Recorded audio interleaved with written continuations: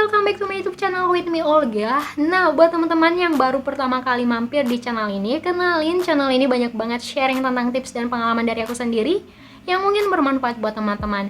Dan bantu aku kembangin channel ini dengan cara klik tombol subscribe di bawah biar aku makin semangat untuk bikin video. Oke, jadi di video kali ini aku bakalan ngebahas tentang pengalaman aku sebagai customer service di Samsung Service Center kurang lebih hampir 4 tahun. Dan di video kali ini aku bakalan bagi ke beberapa poin.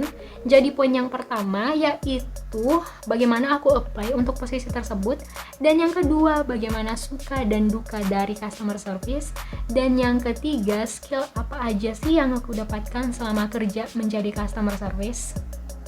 Nah, yang pertama aku bakalan ngebahas tentang bagaimana aku apply untuk posisi tersebut. Jadi pada tahun 2016 aku ngeliat postingan dari senior aku bahwa ada penerimaan karyawan di Samsung Service Center. Nah, aku bawa nih lamaran aku langsung ke kantor, tapi aku minus di pengalaman kerja sebenarnya. Cuma karena aku percaya diri aja, aku bawa lamaran aku, dan ternyata satpamnya nyuruh aku untuk tinggal sebentar karena ternyata pak bos aku ada di kantor dan kita disuruh untuk nunggu kurang lebih 5-10 menitan untuk sesi psikotes dan juga interview. Dan aku waktu itu agak sedikit shock sebenarnya karena aku kurang persiapan. Jadi aku emang ada persiapan waktu itu. Aku sempat baca web Samsung, terus pertanyaan mengenai customer service, dan juga aku baca-baca sedikit lah pokoknya. Dan aku kurang persiapan aja karena penampilan aku itu nggak memadai waktu itu. Bayangin aku cuma pakai celana jeans dan juga baju kotak-kotak kalau ada kuliahan, dan itu menurut aku kurang rapi dan itu nggak banget untuk dipakai dalam sesi interview maupun sesi psikotes kayak gitu. Dan setelah aku nunggu kurang lebih 5-10 menitan, akhirnya aku masuk ke dalam ruangan untuk ngikutin sesi interview dan psikotes. Sesi interview dan psikotes tersebut kurang lebih hampir sejaman, dan sebenarnya aku kurang pede dengan penampilan aku karena ya aku cuma pakai celana jeans terus baju kotak-kotak, dan ya aku waktu itu pengen cepat-cepat sesi itu selesai gitu biar aku ngeplong. Dan ya sesinya udah selesai, aku pulang ke rumah dan aku sebenarnya udah nggak mikirin lagi kalau aku bakalan dipanggil gitu karena penampilan aku nggak bagus waktu itu. Dan ternyata 2-3 harian gitu aku dapat konfirmasi kalau aku ternyata diterima di Samsung Service Center. Cuma waktu itu aku ditelepon by phone dan aku nggak ngangkat karena HP aku silent, dan mereka ngirimin aku by email pemberitahuan kalau aku diterima dan aku harus datang besoknya gitu. Nah, ini juga informasi tambahan buat teman-teman, kalau teman-teman lagi apply kerjaan nih, lagi apply lowongan kerja ke beberapa perusahaan, pastikan HP kalian itu harus selalu aktif dan mode suara, jangan di silent karena kita nggak tahu kalau mungkin perusahaan tersebut bakalan hubungin kita gitu. Nah, aku datang nih ke kantor Samsung Service dengan semangat dan aku ngikutin masa training kurang lebih 3-6 bulanan gitu. Dan selama masa training aku ngerasa orang yang paling bodoh banget. Kenapa? Karena dunia kerja sama dunia sekolah, dunia perkuliahan itu sangat jauh berbeda. At least mungkin hanya sebesar 30% lah gitu. Pendidikan aku diterapin ke dunia kerja, atau mungkin 50-50 kali ya. Jadi for example kemarin aku lulusan sastra Inggris, jadi bahasa Inggris aku kepakai pada saat aku ngomong dengan turis asing, dan juga kita cepat paham gitu dengan sistemnya Samsung karena sistemnya Samsung itu menggunakan bahasa Inggris kayak gitu. Nah, yang kedua, kenapa aku bilang kalau dunia perkuliahan atau dunia sekolah itu sangat berbeda dengan dunia kerja. For example, mungkin aku ngasih contoh di sini. Waktu zaman kalian kuliah, waktu zaman kalian sekolah, kalau misalnya kalian berbuat kesalahan atau misalnya kalian dikasih tugas nih, terus kalian salah dalam mengisi soal tersebut, itu bakalan dampak ke nilai kalian aja kan? Cuma berbeda dengan dunia kerja. Nah, di dunia kerja, kalau kalian berbuat suatu kesalahan, itu bakalan ngedampak ke beberapa divisi yang lain. Misalnya nih, aku sebagai customer service, aku salah nginput data customer, salah nginput nomor telepon misalnya. Dan itu bakalan ngedampak ke teknisinya, bakalan dampak ke service trackingnya, Karena mereka itu harus, misalnya teknisi, mereka itu harus nelpon customernya kalau misalnya handphonenya itu udah selesai atau mungkin ada kerusakan tambahan sama HP-nya. Jadi itulah kenapa aku bilang kalau dunia perkuliahan, dunia sekolah itu sangat jauh berbeda dengan dunia kerja, kayak gitu. Dan untuk poin yang kedua, di sini aku bakalan bahas tentang bagaimana suka dan duka menjadi seorang customer service. Nah, di sini aku bakalan bahas yang sukanya dulu nih. Jadi yang pertama, karena kita udah sering ketemu dengan orang-orang baru, jadi relasinya kita itu bakalan lebih luas kayak gitu.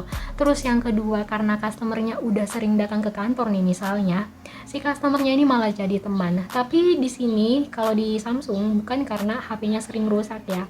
Biasanya kan customer datang ke kantor itu karena mereka ingin beli baterai atau mungkin mereka ingin beli headset dan aksesoris-aksesoris lainnya kayak gitu. Itu yang kedua.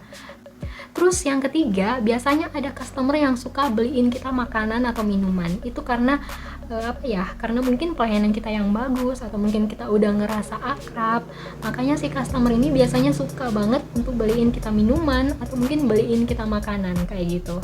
Next aku bakalan bahas tentang dukanya. Jadi yang pertama, si customer service ini harus selalu sabar karena ya kita selalu dikomplain sama si customer gitu. Itu yang pertama. Terus yang kedua, biasanya ada beberapa customer yang suka curhat sama si customer service-nya. Jadi out of topic gitu loh. Bukan tentang masalah HP-nya, tapi mereka malah curhat tentang pacarnya biasanya, tentang keluarganya. Pokoknya kayak gitu-gitu.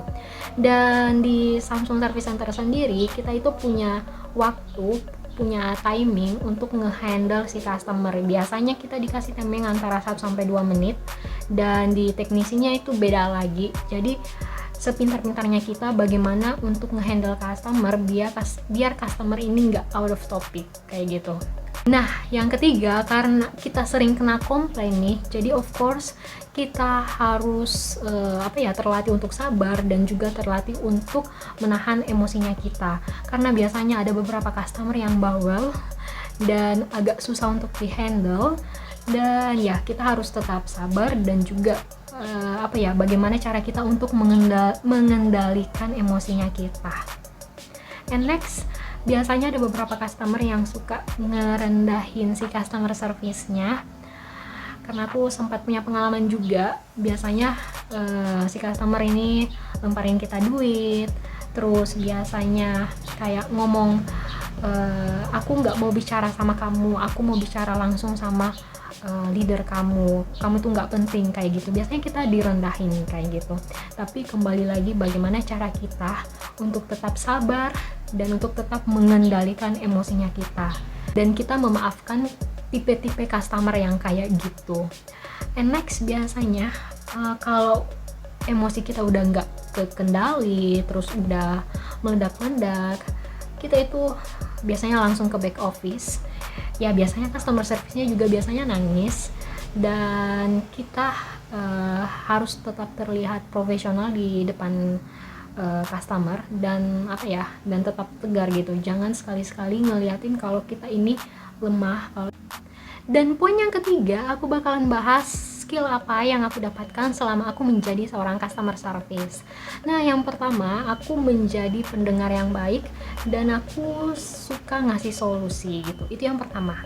Terus yang kedua, aku jadi lebih suka untuk berinteraksi dengan orang-orang baru, menjalin pertemanan yang baru. Karena ya kita udah terbiasa di kantor kan, dan itu terbawa sampai ke kehidupan kita. Itu yang kedua.